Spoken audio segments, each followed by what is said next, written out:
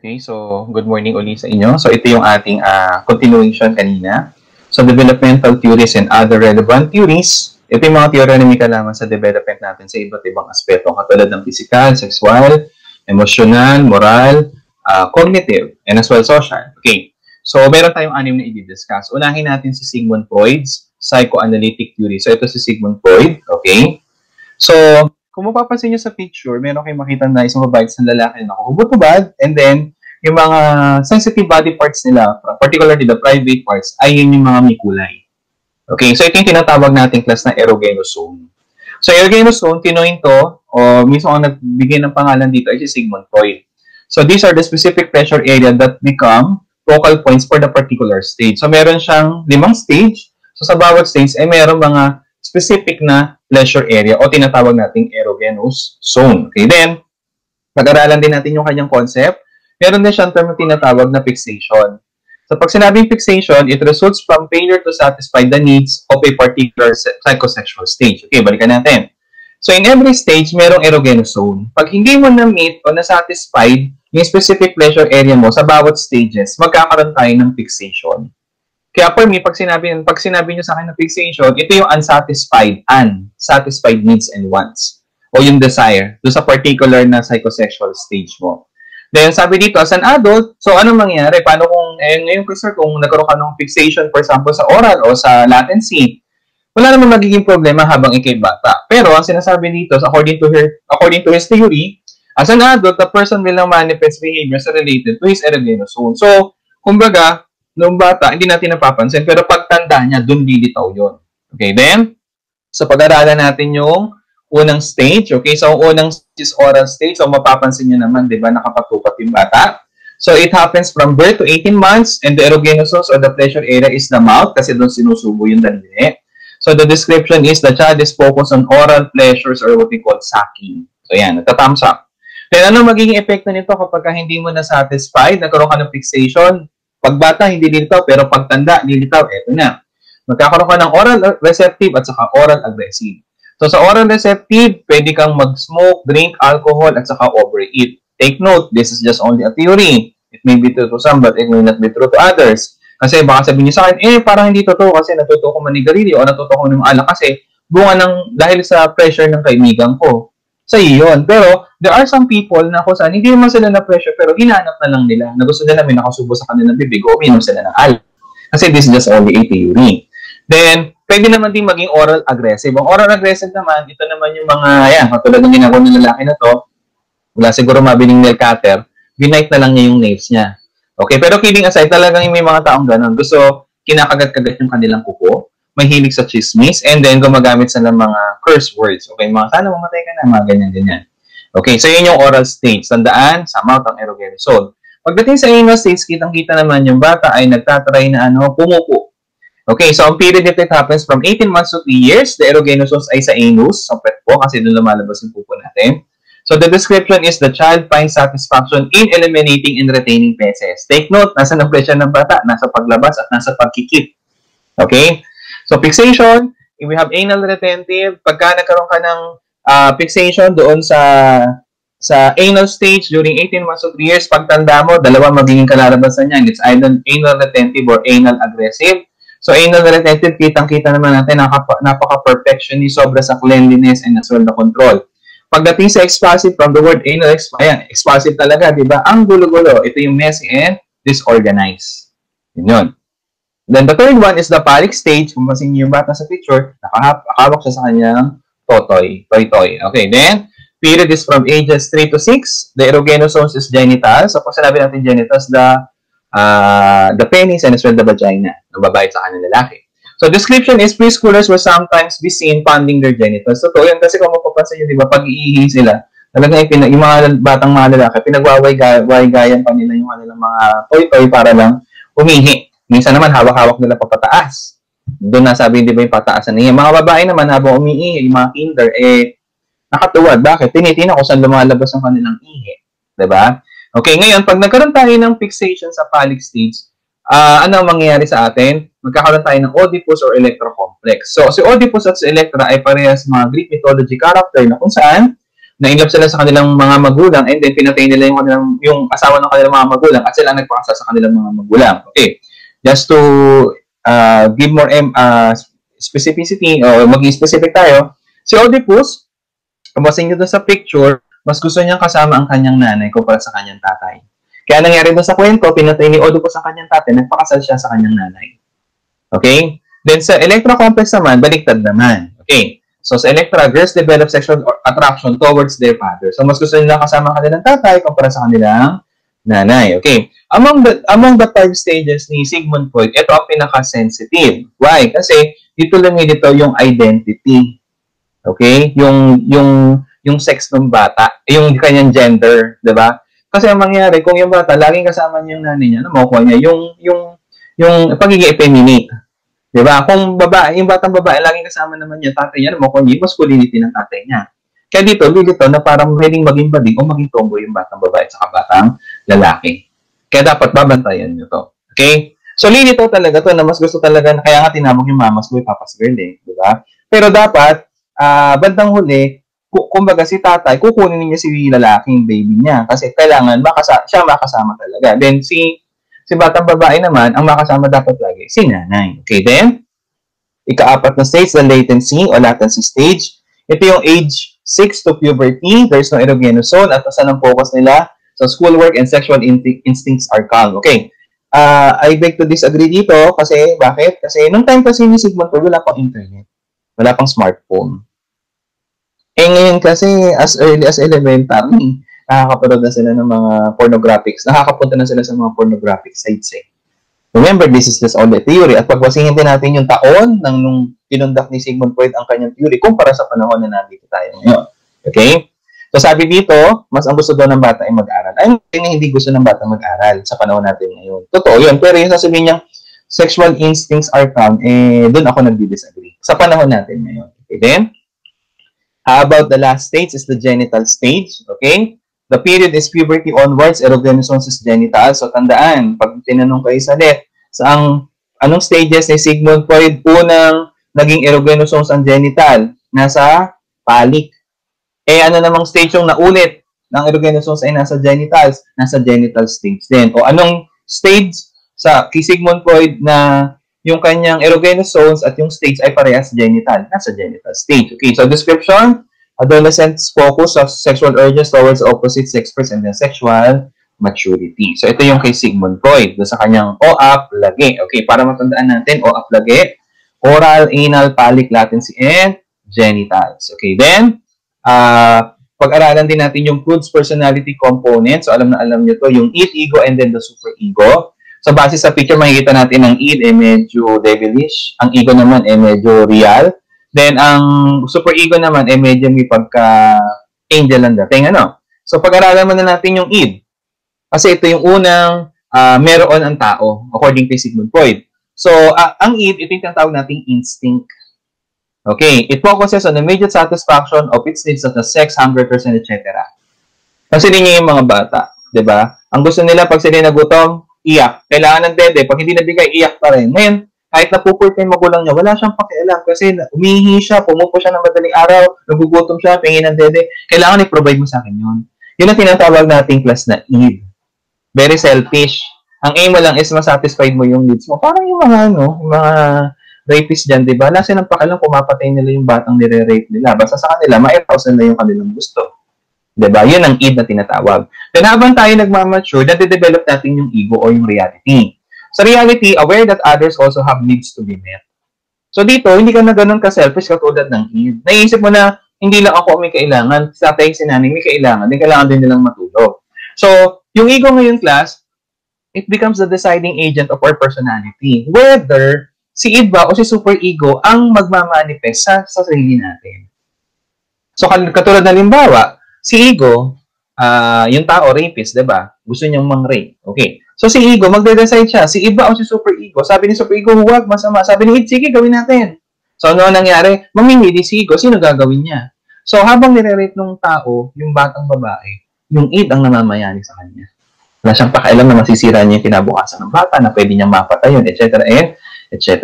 Then, habang tayo nagmamature din, doon natin na-develop ngayon ang superego, which is the morality. Okay, so this is what we call conscience. The sense of right and wrong that works according to the ideal. Yan siya. Kaya mamimili ngayon yung ego. So kaya pagka nanuntok ka, hindi yung ego ang nanuntok. Sino ang nanuntok? Si id. Pero sino ang nagpapayag para makapanuntok si id? It is our ego. Okay? Kung tutulong ka naman, sino nagpapayag? Si id. Pero sino tumulong? Si super ego. Okay, then, punta tayo ngayon kay Jean Piaget's cognitive development theory. Ayan po si Jean Piaget.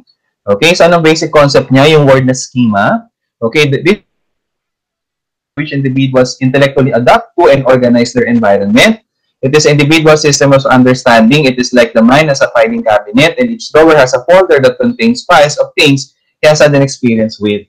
Okay, so dito class, sa theory, sa konsepto ng schema, ito yung kung paano, ito yung struktura ng utak natin, kung paano natin, tawag dito, tinatanggap, nire-receive yung information na binibigay sa atin teacher. At the same time, kung paano natin ito ino-organize. Tutulad sa isang filing cabinet. Sa isang cabinet, may mga folders, tapos yung mga folders, may kanya-kanyang pangalan. Diba? O parang cabinet natin mismo, diba? May drawer para sa undies, may drawer para sa medyas, may drawer para sa panyo, may drawer para sa shorts, sa sando, sa pang-formal, pagka-pantalon, formal na pantalon, formal na mga pantalon, mga naka-hanger yan, diba? So, kung mag-organize. So, dito, sa schema class, dito nagkakatalo-talo ang mga tao. Kaya alam nyo, ito, mayroong mga fast learner, slow learner, average learner, kasi depende sa schema nila kung paano sila mag-process.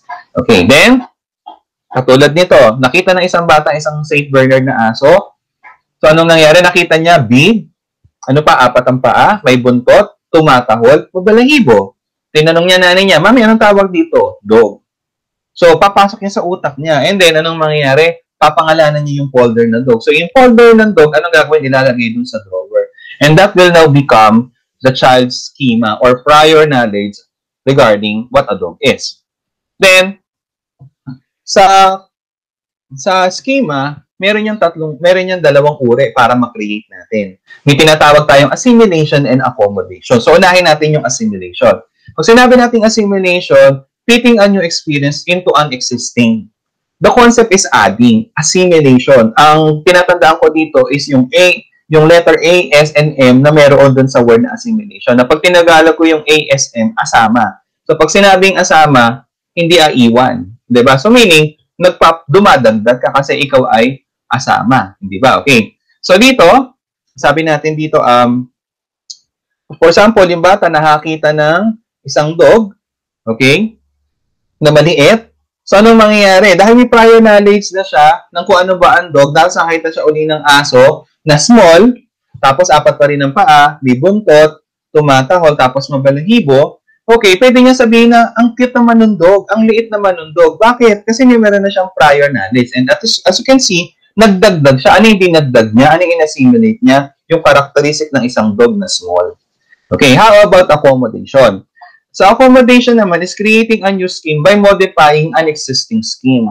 Unlike assimilation, you add. But in accommodation, nagbabago ka. Okay, so ang tinatandaan ko sa accommodation is yung MOD. Ayan. Tawag dito. Yung MOD na meron din sa modifying. So, accommodations para sa akin, that is modifying. Nagbabago ako. So, halimbawa, ngayon, ang bata sa kanyang schema ay meron na siyang dog. Anong katangian ng dog sa kanya? Big and small, 4 ang paa, may buntot, tumatahol, mabalahibo. Ngayon, nakakita siya ngayon ng isang hayop. Hindi pa niya alam na ito'y kambing. Ngayon, nakita niya small, check doon sa folder ng dog. 4 ang paa, check pa din. May buntot, check pa din. Kaso, nagbabark yung hayop na to, kaso hindi aw-aw, sabi niya, me. Tapos, mabalahibo din, check pa rin, di ba? Ngayon, sabi nung bata, Mami, nakakatawa naman yung dog. O bakit? Kasi sabi niya, ayaw niya ng aw-aw, sabi nung bata. Ngayon sabi ng nanay, anak, hindi yan dog, yan ay kambing. Yan ba ay kambing? Okay. So, ano ang mangyayari? Gagawin ni bata, parang ginagawa lang natin sa ating mga laptop, we copy the file, and then we paste the file, and then gagawin natin, i-edit natin, or i-modify natin. So, ano gagawin na natin ngayon? So, hindi siya dog, ano pa siya lang ngayon? Yan ay pala ay goat. Diba? And because of this, ano nangyari? Mas naging malino ngayon sa bata na ang dog pala, kailangan ang barks lang niya is aw-aw. Ang goat naman pala ay me. Ngayon, ang tanong ko, saan nanggaling yung folder ng goat? Nanggaling sa folder ng dog. Nga lang, ano pinagkaiba? May inedit tayo. Anong inedit natin? Yung name, file name una. Pangalawa, ano pang inedit na? Ano pang ginawa natin? Yung me. Okay, yon. Then, pagka may kang assimilation, may accommodation ka, masasabi mo magkakaroon ka ng equilibration. So, sa equilibration, it is the balance between assimilation and accommodation. Meaning, meron kang prior knowledge, na meron ka na idadagdag, meron ka ding nababawas. So, balance. Kaya mapapansin nyo kapag ikaw lagi kang pumapasok araw-araw, hindi ka nahihirapang mag-adjust sa bagong topic. Bakit? Kasi kahapon present ako eh. Yung topic na i-discuss pala ni teacher ngayon is something na idadagdag ko yung pinag-aralan ko kahapon. That is assimilation. O baka naman meron lang tayong babaguhin. That is accommodation. Diba? Kaya mapapansin nyo pagka yung mga may sakit ng absenteeism, ayan, dyan sila nahihirapan. Nawawala sila ng equilibration. Rather, ano nagkakaroon sa kanila? Cognitive disequilibrium. Pag cognitive disequilibrium, discrepancy of what is perceived and what is understood. Ayan, dyan sila nagkakaroon ng discrepancy. Kasi, iba yung na-perceive nila, kulang yung kanilang schema para mag-assimilate o accommodate, hihirapan sila makaunawa. So, puntahan natin ngayon yung unang stage ni Jean Piaget, the sensory motor, okay, from the word senses, sensory, senses. Age is from 0 to 2. It focuses on the prominence of the senses and muscle movement to which the infant comes to learn about himself and the world. So, dito, mas naiintindihan o mas naunawaan ni bata ang mga bagay na kanyang hinahawakan sa pamamagitan ng kanyang pandama. Nalalaman niya isang bagay ay mainit o isang bagay ay masarap kung kanyang nalalasahan. Di ba? Part pa rin ng senses yun, di ba? Malalaman niya isang bagay ay masakit pala o natusok siya kasi nahawakan niya at natusok siya. Di ba? So, puntahan natin ngayon yung unang characteristics at kaisa-isang characteristics ng sensory motor. This is what we call object permanence. So, when we say object permanence, objects continue to exist even when the objects are not immediately perceptible through the senses. Dito, ang konsepto ko dito ay mag-move on. So, ang nangyari kasi is, makikita nyo dyan, yung bola nilagay doon sa isang cup. Ngayon, ang ginawa ng babae, after nyan, inilipat niya uli yung bola doon sa kabilang cup. Ngayon, tinanong niya yung bata, nasaan yung bola? Ang sasagot ng bata, nandun sa unang cup, na kung saan doon inilagay. Pero, nakita na ng batang inilipat kasi ganun ang object permanence. Sabi niya, objects continue to exist even when the objects are not immediately perceptible through the senses. Yan siya. So, ayaw mag-move on. Kaya, maaaring pwede nating sabihin na yung mga bata na tawag dito, na nilaro mo, tapos iniwan mo sa kolong-kolong, tapos biglang tumatawa mag-isa, sasabihin ng mga matatanda, nilaro lang. Pwede nating i-connect sa object permanence. Kasi akala ng bata, nandun ka pa. Okay, mabagal nga mag-move on eh. Okay, then how about the pre-operational? Okay, age 2 to 7. Okay, intelligence at this stage is intuitive and symbolic in nature. Pag sinabing intuitive, isip lang nila, pero there is no logical reason or valid logical reason behind kung ba't nila naisip yun. Basta naisip lang nila. And as well, pag sinabing symbolic, kung mapapansin nyo, katulad nitong bata na to, maaaring ang pinoportray niya is yung isang fairy. Diba? So, yung so called symbolic. Mas maiintindihan pa natin to sa discussion natin. Then, so ito yung symbolic function. So, pag sinabing symbolic function, it represents objects and events that are not present and make believe plain. So, kung mapapansin mo, nagpo-portray silang mga superhero. Ayan. So, dyan, makikita mo yung isip ng bata at makikita mo din kung yung mga pinanonood niya. Kaya kung halimbawa, yung pamangkin ko, sabi, Kakibushin technique, times 2, times 2, times 2. Okay, ano siya? Nagsisymbolic function siya. Nagpo-portray siya bilang sino? Si Naruto. At malalaman mo, nanonood ng Naruto. Diba? Okay, example, Enzo, 6 years old. Ninja Turtle routine without any costume nor prop. So, makita mo yung mga bata, diba? Ako si Superman, ako si Wonder Woman, ako si Captain Marvel, ako si Dharma. Diba? Yung mga ganun. So, that's what we call symbolic function. Then, how about egocentrism? From the word ego, it means you, and from the word centrism, it means center. So, you are focusing or centering only on your own point of view. That is the definition of egocentrism. Kasi, sabi dito, only see his point of view and to assume that everyone also has the same point of view. Kaya example, a 5-year-old boy buys a toy truck for his mother's birthday. Birthday ng nanay niya, bibili niya ng toy na truck.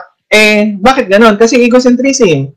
Dahil sa egocentrism kasi, ano ba ang nagpapahappy sa isang batang lalaki na 5-year-old? Laruan. Diba? So, sa kanya ay understanding, sa kanyang point of view, yun din ang magpapasaya sa kanyang nanay. And that's what we call egocentrism. centrism. You are only focusing on your own point of view. Ego is your point of view, and then centrism is center or focusing. Ayun yun. Then, how about centration? From the word center. Diba? Okay. Ilan ang center ng circle? Isa lang. Okay? So, pag sinabing centration, one aspect of a thing or event and exclude other aspects. So, ganyan ko siya tinatandaan. Kahit hindi ko makita yung definition, pero pag sinabing centration, from the word center, circle, ilan ang center ng isang circle, isa lang. So, pag sinabing centration, you are focusing only on one aspect. Katulad na nangyari dito sa picture, nag-experiment. So, dalawang basong same ang height at saka ang width. Tapos, same lang din ang laman. So, sinanong niya, ano mas marami? Sabi ng bata, same lang. Ikalawang experiment, isinalin yung laman ng isang baso sa mas slimmer na baso. So, ano nangyari? Tumaas. Ngayon, tinanong ngayon ng bata, ano mas mataas ngayon? Tinuro ng bata yung mas mataas na lalagyan o mas mataas na baso. So, kung mapapansin nyo, saan lang nag-focus ang bata? Sa level lang ng tubig, pero hindi niya tinignan yung ibang aspeto. Yun ang konsepto ng centration. Okay, then, how about irreversibility? Pag sinabing irreversibility, ito yung walang kakayahan ng bata mag-reverse sa kanyang pag-iisip. Katulad halimbawa ng 2 plus 3 is 5, pero 5 minus 3 is equals to 2. Di ba baliktaran lang naman ang pagpaparami sa pagpapaunti? Ang addition sa subtraction. Diba? So, kung ikaw nag-iisip ka, 2 plus 3 is equals to 5. So, kung 5, ileles ko sa 2, matik 3 ang sagot. Pero kung 5 minus 3, matik 2 ang sagot. Kasi 2 at pagka 3, pinag-add mo, laging 5 ang sagot. Diba? Parang 7 times 7, 49. 49 divided with 7 is 7. Nagbabaliktaran lang yung multiplication and division. Nga lang, ang bata dito, sa pre-operational, hindi pa niya kaya. Okay? Kaya wag na kayong mag-try. Pero, hindi lahat ng bata ay hindi kaya mag-irreversibility sa gantong edad o sa gantong stage. Kasi remember, this is just a theory. It may be true to some, but may not be true to others. Okay? Then, the third one is animism. So, sa animism naman is, tawag dito, attribute human-like traits or characteristics to inanimate objects. Binibigyan niya ng buhay yung mga bagay o laruan na walang buhay. Katulad na halimbawa, pag tinanong, gabi na kasi, nasan si Sa? Natutulog. Umaga naman, nasan na si Mo? Natutulog din. O, for example, ba, makita niyo yung mga bata, di ba? Kakain ako eh. Sige, kakain ka, di ba? O, pumunta yung bata. Mami, pakanin din natin si Teddy. Gugutom din siya eh. Sino si Teddy? Yung kanyang stuffed toys. Stuffed toy, diba? Okay, so, yun yung tinatawag nating animism. Then, how about transductive reasoning? Pag sinabi nating transductive reasoning, it is a child's type of reasoning that is neither deductive or inductive, and the reason appears to be particular to particular. Halimbawa, si nanay, laging gabi ko umuwi sa trabaho. So, i-relate ni bata yung pag-uwi ni nanay sa gabi. So, sa kanyang idea, sa kanyang transductive reasoning, pag nandito na si nanay gabi, at pag gabi, nandito na si nanay. Kaya minsan, may mga tanong yung bata na umaga, nakita niya yung nanay niya. Kasi nag-overtime si nanay, so hindi niya nakita kagabi. Kinabukasan sila nakita ng umaga-umaga. Nasabi ng bata, nanay, o bakit? Gabi na ba? Hindi. Ba't mo naman nasabi? Kasi andyan ka ni. So, yung tatawag natin transductive reasoning. Particular to particular. Okay, then?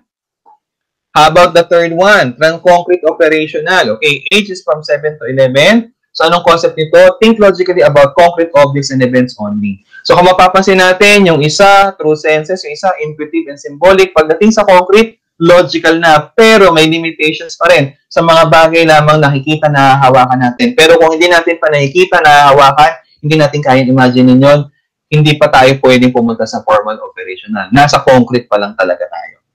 Okay? So, una sa mga konsepto ng concrete operational is what we call decentering. Perceive the different features of objects and situations, no longer is a child focused or limited to one aspect or dimension. This allows the child to be more logical when dealing with concrete objects and situations. So, yung decentering class, it is the whole concept ng kabuuan na i-discuss pa natin characteristics ng concrete operational. Umaalis na sila doon sa, saan? Doon sa isang aspeto lang. Ngayon, iba't ibang aspeto na, hindi siya titingin sa isa lang. Okay, then, ang kanyang reasoning is what? More logical na. Okay, then, so, dati, sa formal operation, sa pre-operational, irreversibility, pagdating sa concrete, reversibility na. The child can now follow that certain operations can be done in reverse. So, halimbawa, yung laruan, yung clay, nakagawa siya ng elephant, tapos nasira yung elephant niya, hindi na siya yung iiyak. Bakit? Kasi Saan ba nanggaling yung elephant? Doon sa clay, edi buuin mo na lang ulit. Pero yung bata nasa irreversibility, iiyak yung bakit nasira mo na yung clay ko? Hindi, bubuin natin na hindi, nasira na. Diba? Okay, then, how about conservation? Ito yung konsepto naman noong centering, nung centrism, okay? Centration. So, conservation, ito naman yung mula dun sa pre-operational na centration na pagpagdating sa concrete operation na nagiging conservation ng inyong bata. So dito, hindi lang yung height ang tinitingnan, yung height ng level ng tubig na tinitingnan ng bata. Tinitingnan din niya yung laman, yung pinaglagyan. Yung laman ng tubig, yung amount ng tubig. Kaya nasabi ng bata na, same lang ang laman. So mas logical na siya mag-isip. Bakit logical? Kasi nakita niya. Okay, then, how about seriation from the word series, pagkakasunod-sunod? Ability to order or arrange things in a series based on one dimension such as weight, volume, or size. So, example is arranging block of woods from the smallest to biggest. So, kapag aayusin mo siya ng resibo from 001 to 0020, kaya na niyang ayusin yon. Kasi he or she can already know what seriation is. Okay, then, how about the last stage, the formal operational stage from 11 to 15 years old? Wherein thinking becomes more logical. So, logical na tayo sa concrete, pero pagdating sa formal, mas logical tayo, and at the same time, mas abstract tayo ngayon. And we can able also to hypothesize. Pag sinabing abstract, only the mind can perceive. So, kahit hindi mo na nararanasan, pero kung may imagine mo na ngayon, then tinatawag natin abstract. Okay, then, so for example, dito is hypothetical reasoning. You come up with different hypotheses about a problem and to gather and weigh data in order to make a final decision or judgment. For example, if you were the other gender for a day, what would you do? Personally, hindi mo naman talaga naranasan yung other gender. Why? Kasi lalaki ka talaga, babae ka talaga. Diba? Pero try to imagine. Diba? So, doon papasok ngayon yung tinatawag nating abstract. And this is what we call hypothetical reasoning. So, hypothetical reasoning, example nito ay mga what-if questions. Ayan. Kaya kung nanonood kayo nung yung sa channel 2 dati, yung kay Vice Ganda na yung dito, yung contest ng mga yung mga bading na may mga, kung ikaw ay ganito, ganon. Diba? Mga ganon. Yun, mga example yun ng mga hypothetical reasoning ng mga sagutan. Okay, then, how about analogical reasoning from the word analogy? Okay, we can now understand the relationship and do analogical reasoning. Kung mapapansin mo, ano kayang sagot? And the perfect answer is yung cheese. Eto, hindi yung cheese na mayroong panghulay, yung cheese lang. Bakit? Kasi ang analogy is unggo, ang kanyang favorite kainin ni Sagi. Ano favorite kainin ng isang mouse? Diba? Yung cheese. Okay, so example, if Great Britain is to Europe, then Philippines is to what? The answer is Asia. Anong analogy? Great Britain is the country, Europe is the continent. Then, sumunod na tanong, PHL or Philippines, that is a country. And then, ang hinahanap natin, continent. In what continent does the Philippines belong? Diba? So, dun yun sa Asia. Then, how about deductive reasoning? We think logically by applying a general rule to a particular instance or situation.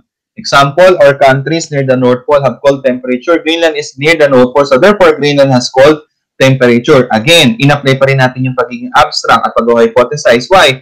Kung tayo nasa concrete operational, kailangan mo kung dalhin sa Greenland just to say na malamig nga pala ang temperature sa Greenland. Pero dito, kahit hindi tayo pumunta sa Greenland, nandito lang tayo sa ating mga upuan, nakahawak tayo sa ating mga laptop o cellphone, alam natin na ang temperature sa Greenland ay malamig. Kasi ang ating basic premise is what? That all countries, lahat ng bansang malapit sa North Pole ay may malamig na temperatura. At ang Greenland ay malapit sa North Pole, kaya malamig ang temperatura sa Greenland. Okay? Then, para matandaan natin, gamitin natin yung acronym na SPCF, the sensory motor, senses ang ginagamit. Pag pre-operational, more intuitive and symbolic in nature ang ating thinking. Sa concrete, logical, yan nga lang, logical lang tayo sa concrete ng mga bagay na nahahawakan natin, nakita natin, experience natin. Pero pag hindi pa natin experience, hindi kaya. Pero pagdating sa formal, mas logical tayo at the same time, abstract na yung ating pag-iisip. Kahit hindi pa natin nararanasan o nakikita, nagkakaroon na tayo agad ng kaalaman. Kaya na nating, kumbaga, i-conceptualize sa ating mga utak.